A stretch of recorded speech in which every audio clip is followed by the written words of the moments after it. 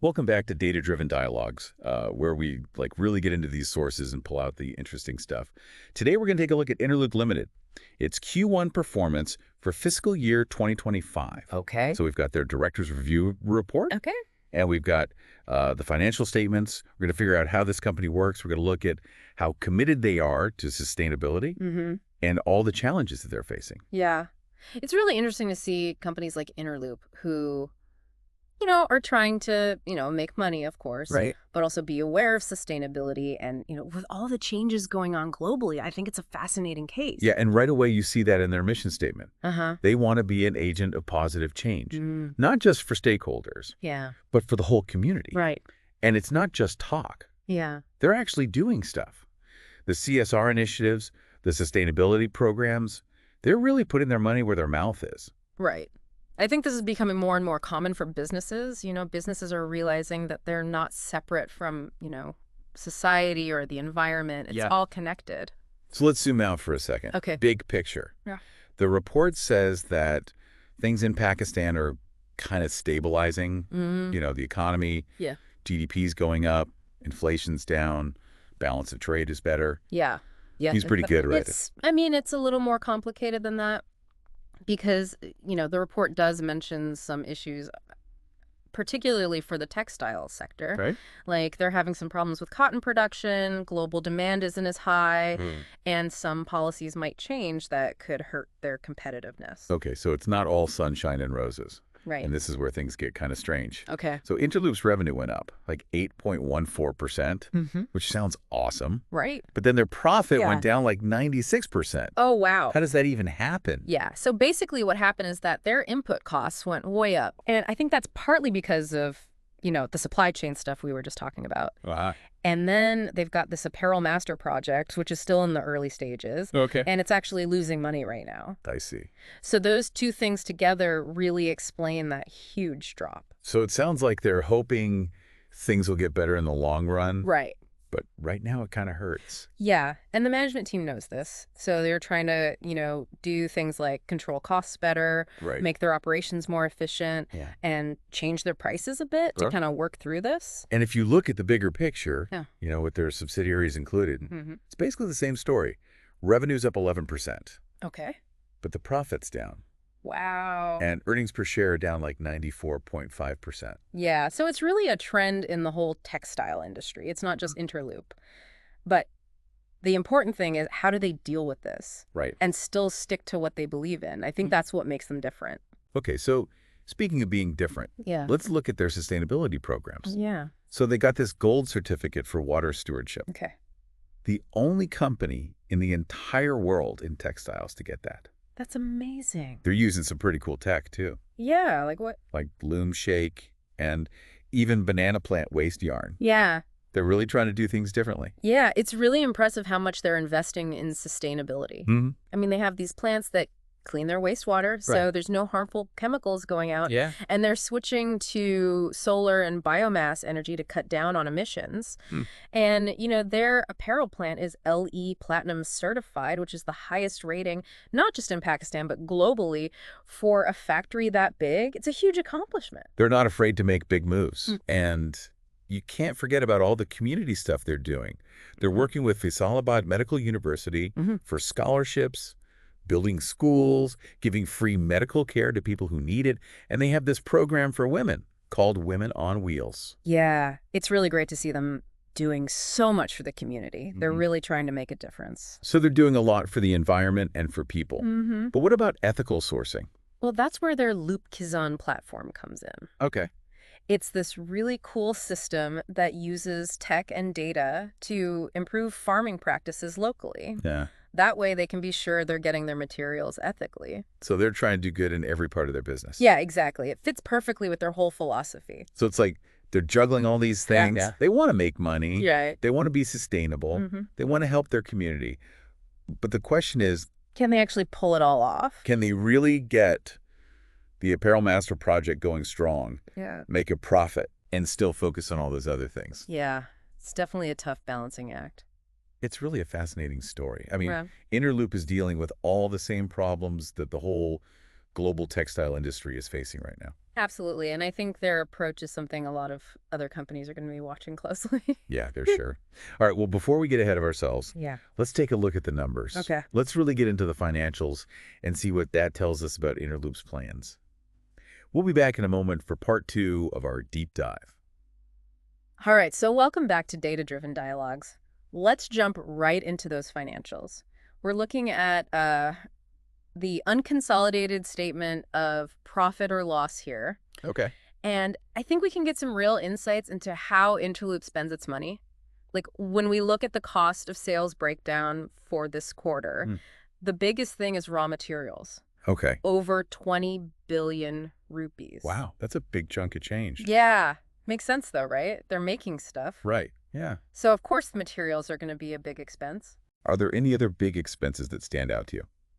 Well, the second biggest is salaries, wages, and all that. Okay. Over 7 billion rupees.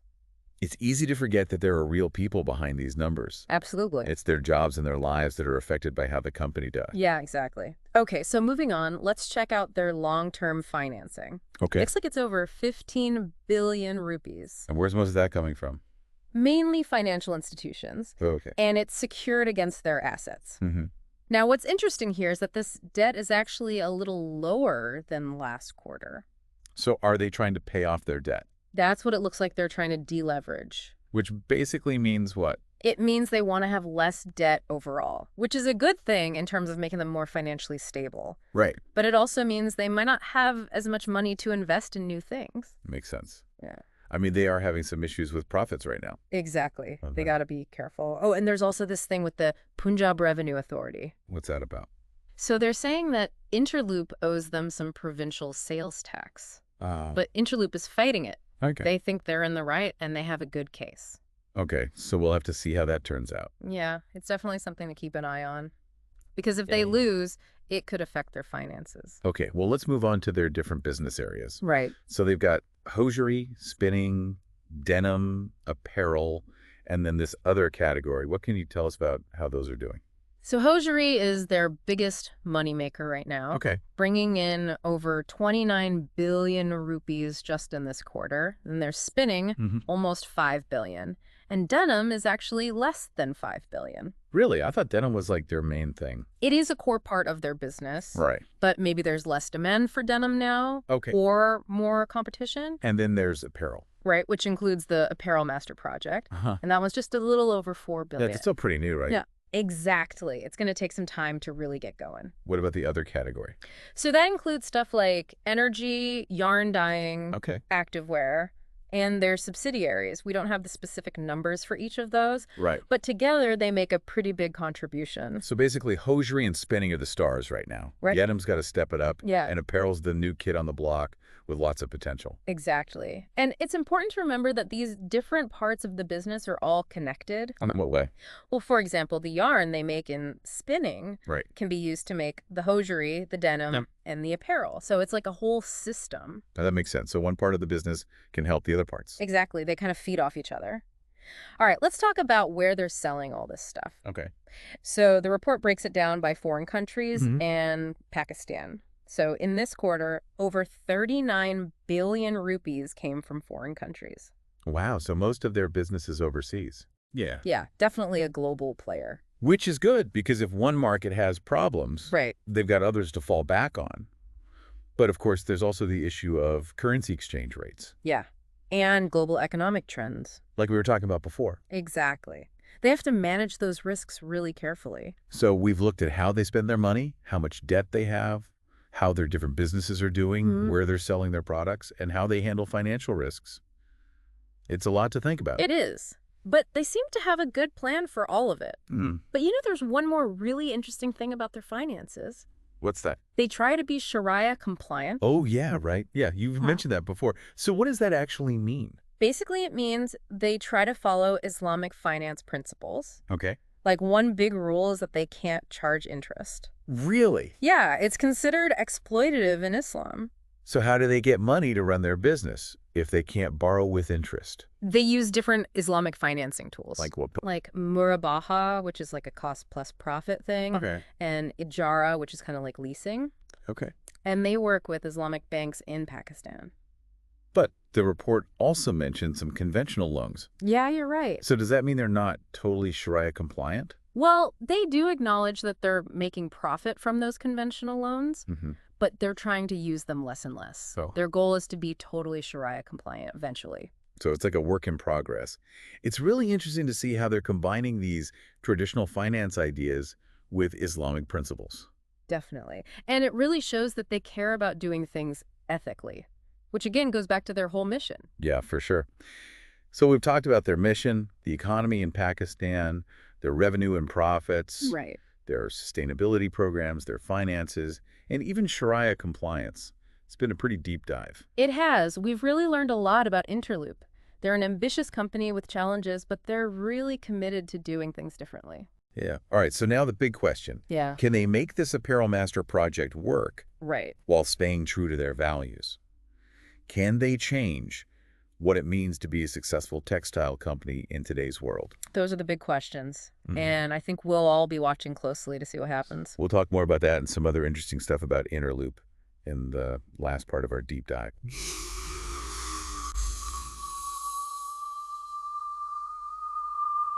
Welcome back to Data-Driven Dialogues. We've gone through so much with Interloop Limited, their numbers, their push for sustainability, even how they handle Islamic finance. But now let's talk about this big apparel master project they're doing. Right. It's clearly important to them, but they're losing money on it right now. The report talks about some of the problems they're facing. High energy costs, the supply chain issues we talked about, and just taking longer to get up and running than they thought. So the big question is, can they turn this project around and make it profitable? It's really going to depend on a few things. They have to control their costs, figure out the supply chain, and start producing on a larger scale so they can bring prices down. But there's also something else they need to think about. What's that? How are they going to stand out in the apparel market? There are so many companies already. That's a good point. They can't just be another clothing manufacturer. They need something special that sets them apart. Could it be their commitment to sustainability? Maybe.